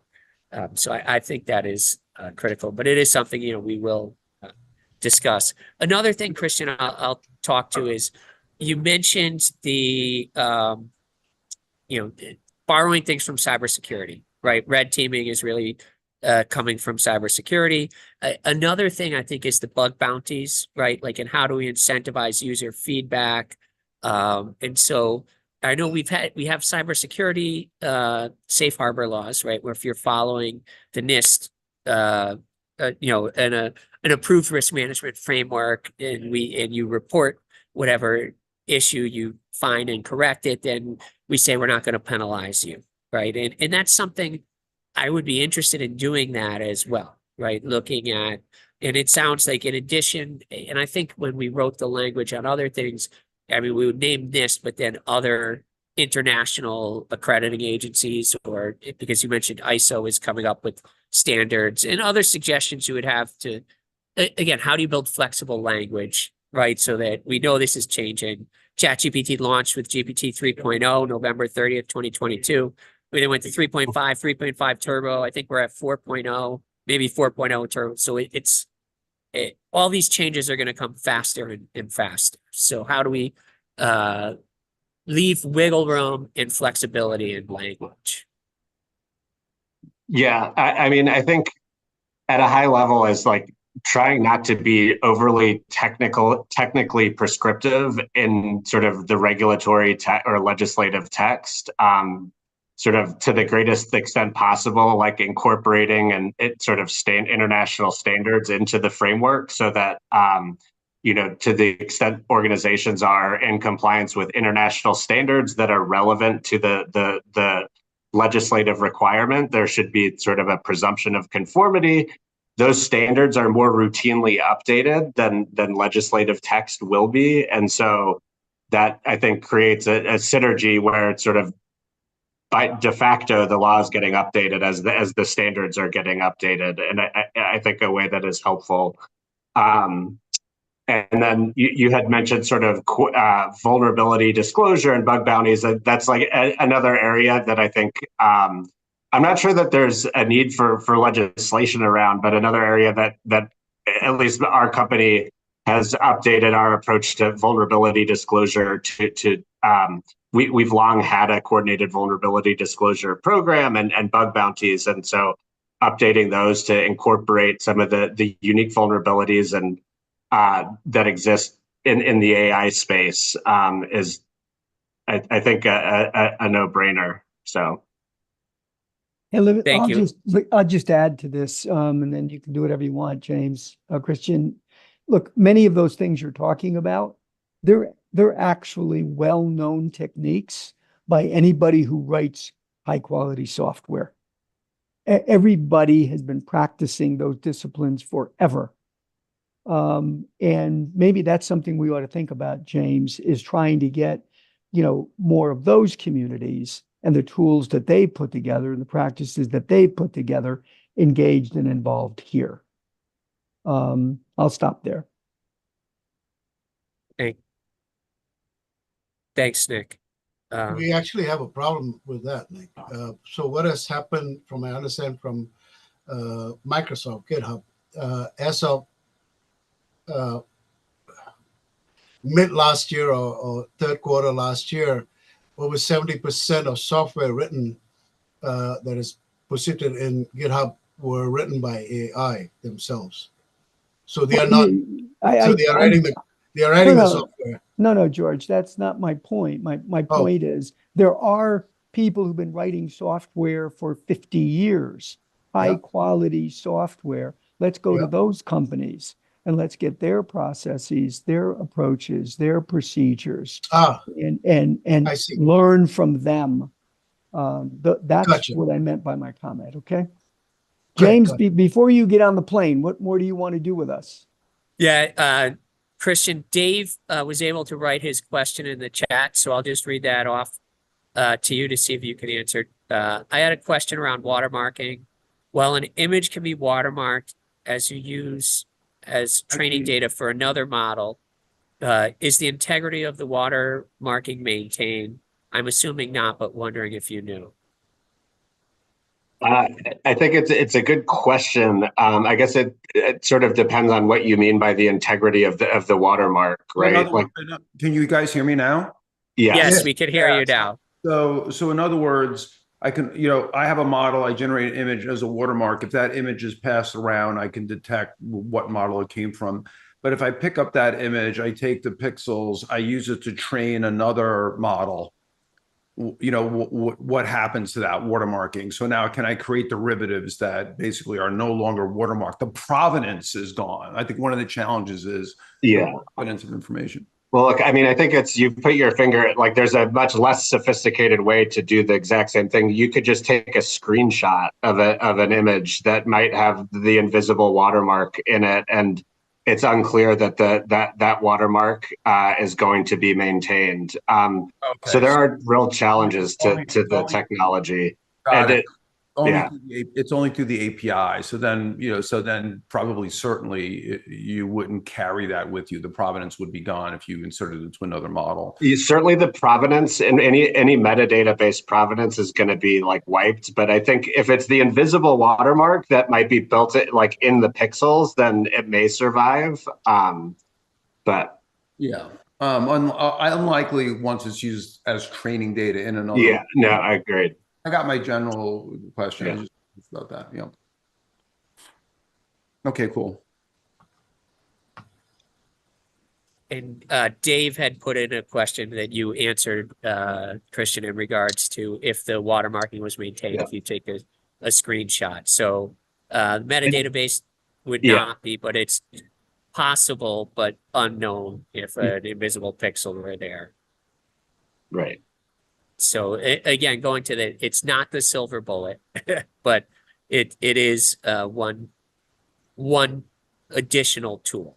Yes, right? It is better than nothing. I Yeah. say, as long as people recognize and educating, recognizing the limitations. So Yeah, the other thing I wanted to just emphasize was part of the earlier conversation around, you know, the red teaming and the judging these models as they come out. They're more and more powerful, and you know, judging that intelligence or that output or that capability is just a hard problem. I think we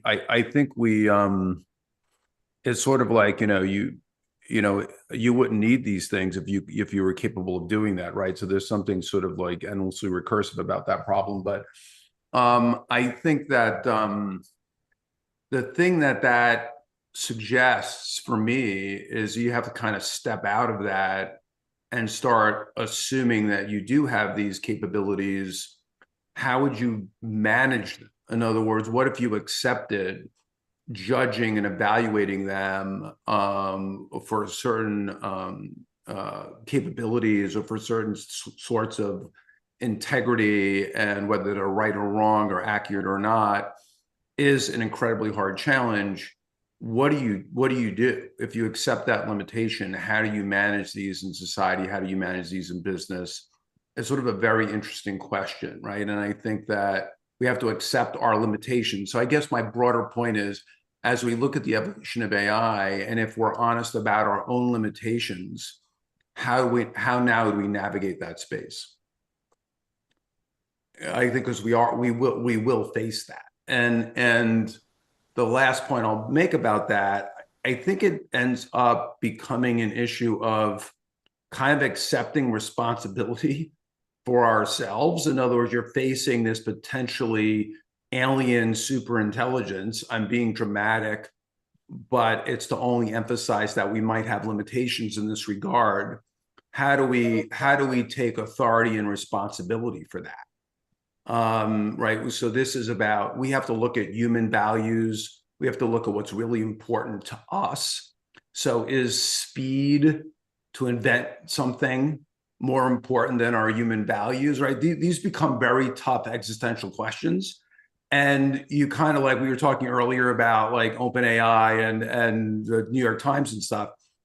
If this is going to happen fast, you got to start doing that higher level thinking.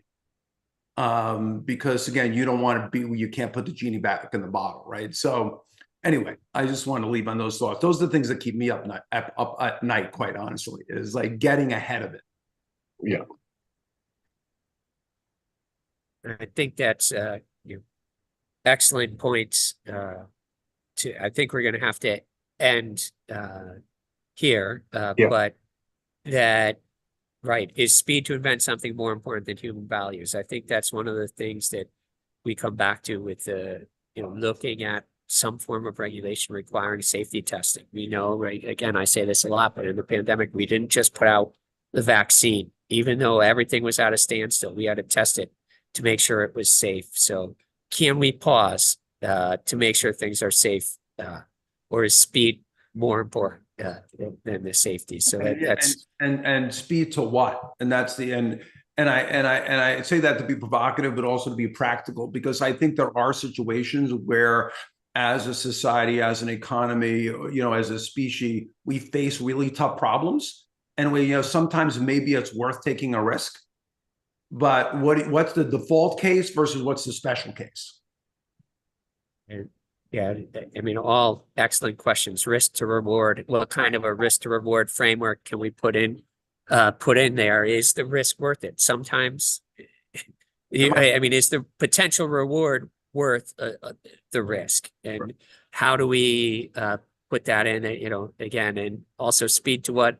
Something else that I think about. I mean, as impressive as ChatGPT is to a lot of people, it's really parlor tricks compared to the true power that we're going to see in using AI to improve our lives and to improve processes and in drug discovery and in so many of other things. So do we?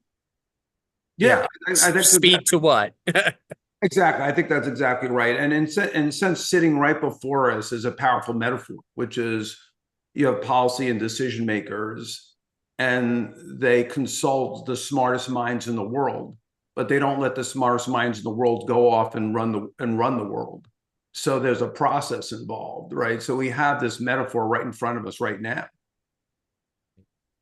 And, you know, just I think to end on that is that thank you, Dave, and thank you to everyone on this task force for allowing us to consult some of the smartest minds in the world right now on this, and that it really is an honor of mine to be able to have to interact with so many bright, talented, passionate people, and you know that we're working together, you know, ideally for the betterment of Connecticut. But I think we're trying to approach this thoughtfully, and we know that the states are the laboratories of democracy, so that we can create something that will not just help Connecticut, but that we can work, you know, beyond our borders, and hopefully serve as a model for other states to follow. So thank you, everyone, for your time. I think because we didn't get to really do a roundtable, look for an email.